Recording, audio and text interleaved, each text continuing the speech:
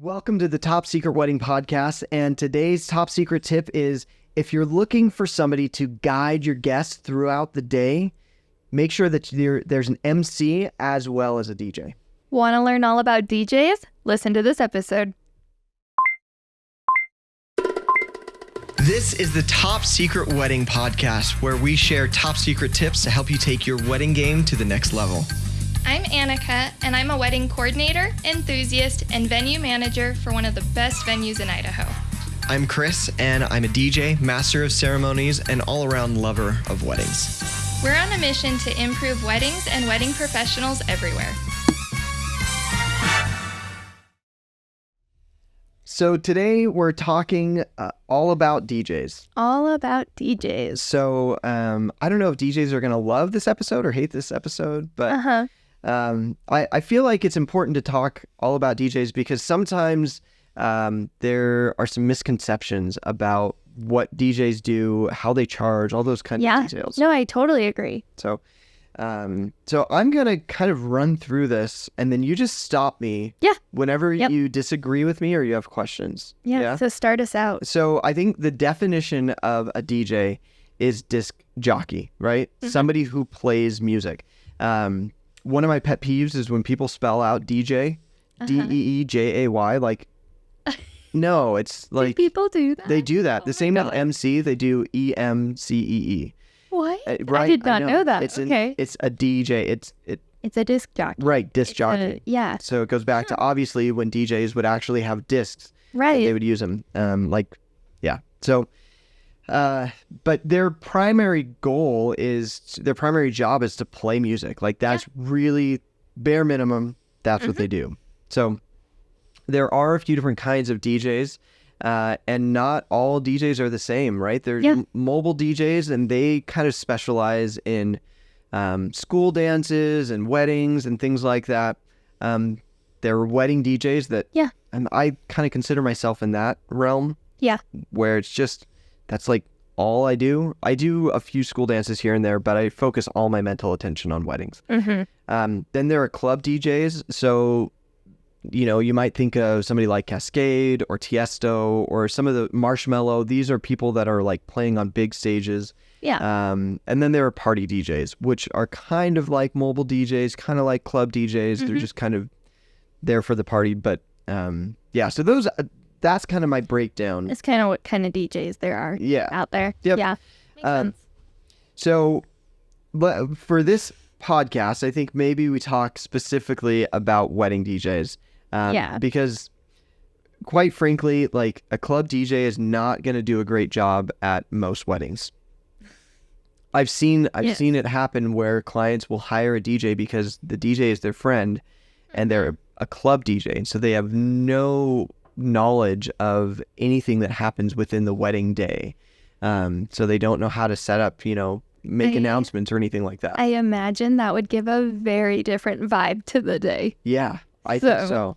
And if you had a planner that is able to plan everything else and the DJ is just there for the party, it could work really, really well. If that's the one. Yeah, I agree. Yep. So, but there are different kinds of wedding DJs. And I think the easiest way to get into it is being a Spotify or YouTube wedding DJ. I think it's a huge mistake. Yeah. Because, especially, it's funny because the ones that use Spotify or YouTube, it seems like a lot of times they don't pay for the service, so they have like ads. Yes. And what is it? There's a commercial right now. I don't remember. I think it's State Farm or something. Mm-hmm. But it's a wedding, and the DJ is playing the song for the bride to go down the aisle. And in the middle of her going down the aisle, it's like, or whatever. And the guy says, like, if it's important, you don't compromise on it. Really? Yeah. Dude. It's a funny commercial, but it's good. But that's the thing. So it's like, he's portraying like, okay, well, this is such an important moment. Why would you not pay for the free, or not the free, the service. Pay for the service so there's no ads. Yeah. And then of course they take it to car insurance. If it's important, why would you compromise or whatever?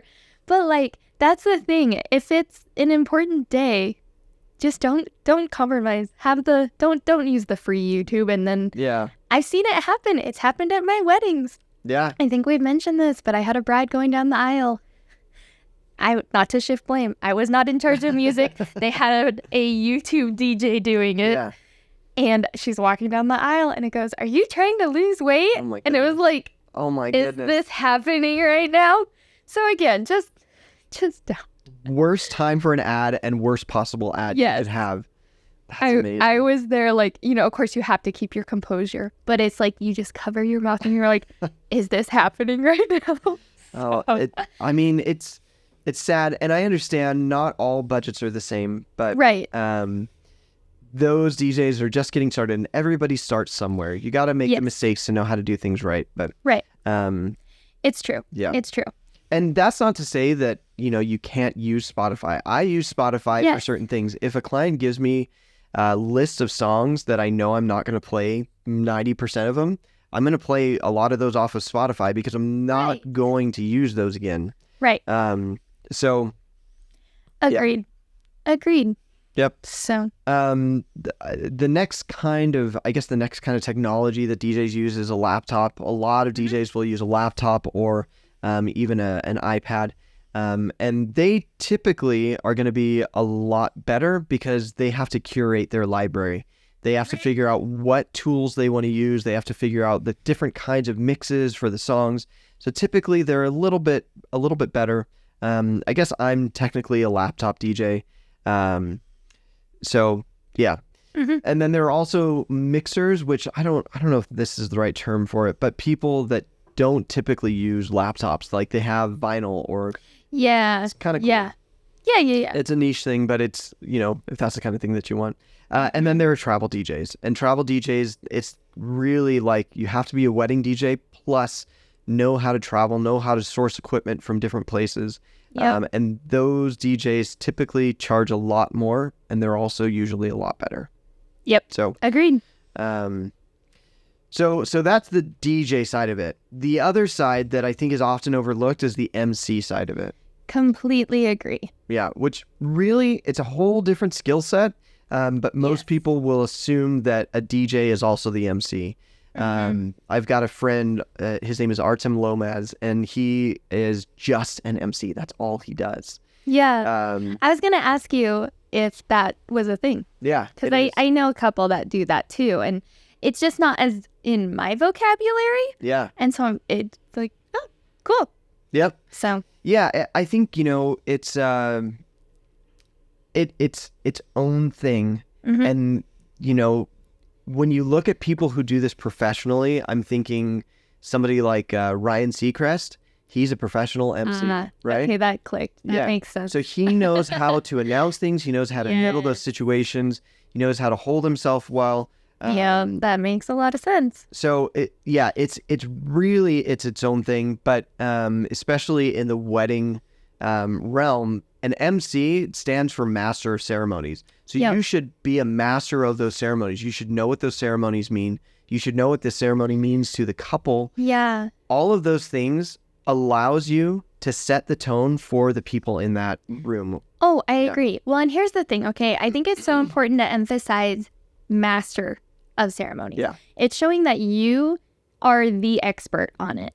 The best example I have of this, bless his heart, I love him, but my own wedding, Yeah. we were like very cheap, poor college Sure, students. sure. And we're like, okay, we're going to do the Spotify playlist and we'll assign my now brother-in-law to be our MC. Yeah. Okay.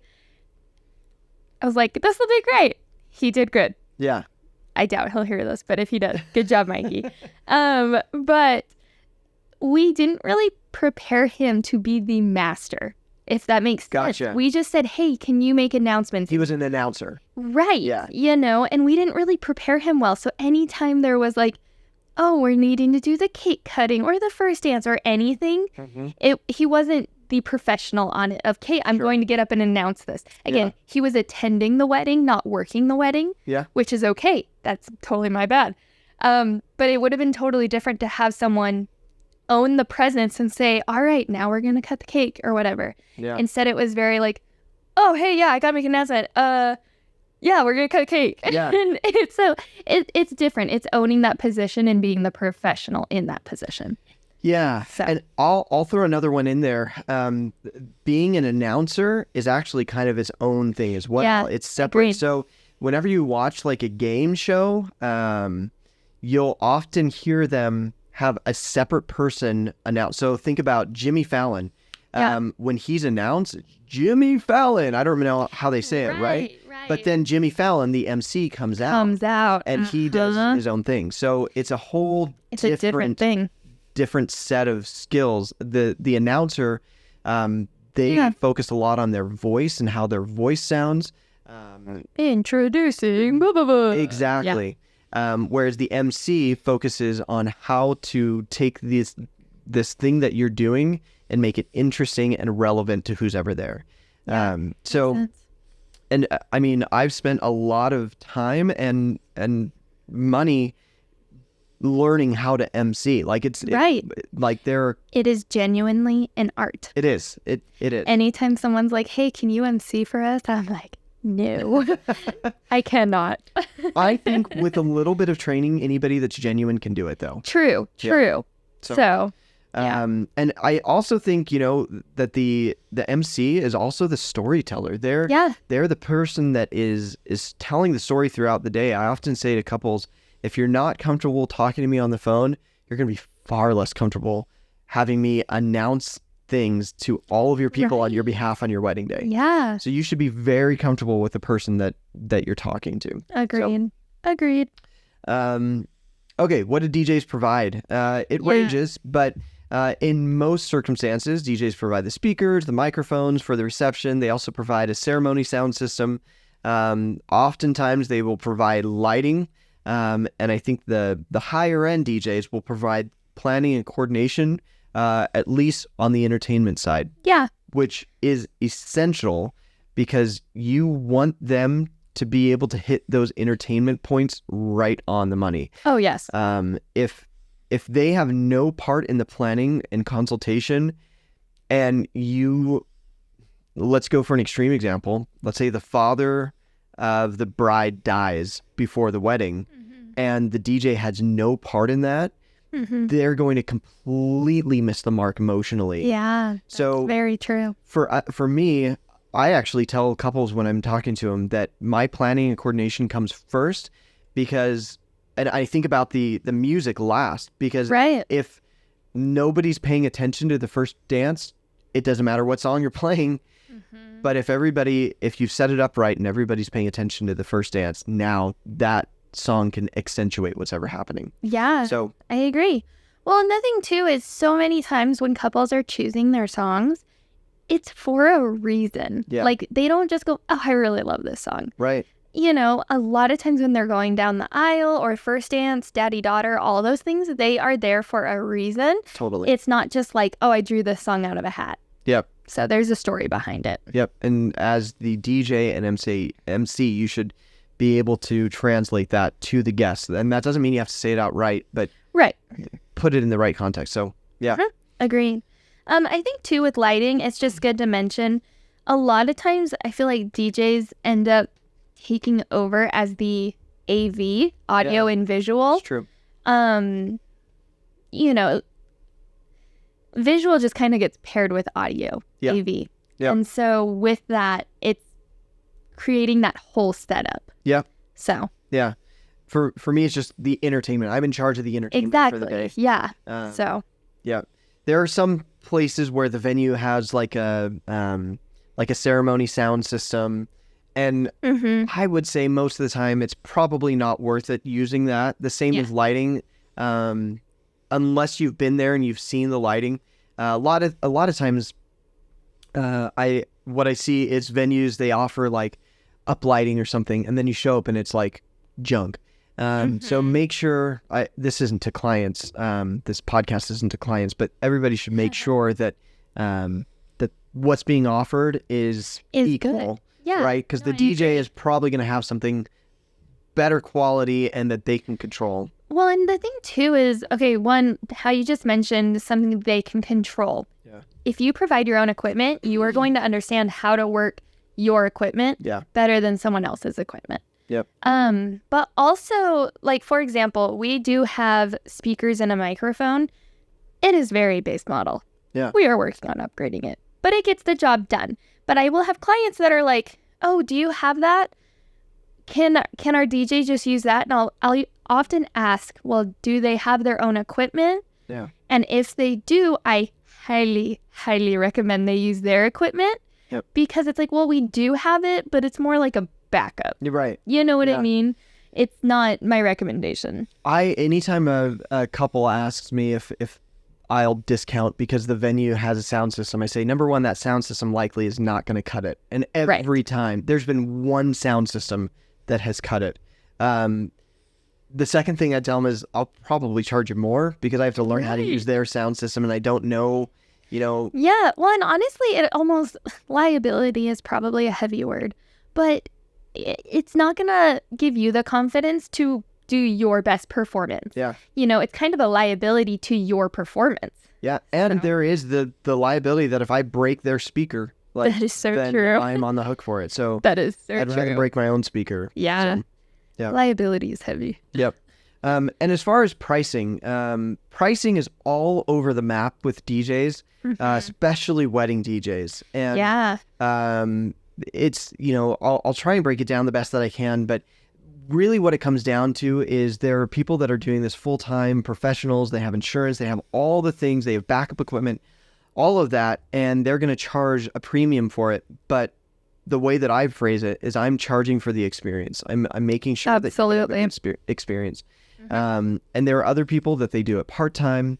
There's kind of a running joke, like what is the cheapest way to have to rent sound equipment is to hire a DJ. Because DJs often charge less than if you had to go to a rental, like an AV rental place. Yeah. So sometimes DJs, they just do it because they like doing it. But here's how I break it down. $300 and under, it should be background music only. Like, Yeah.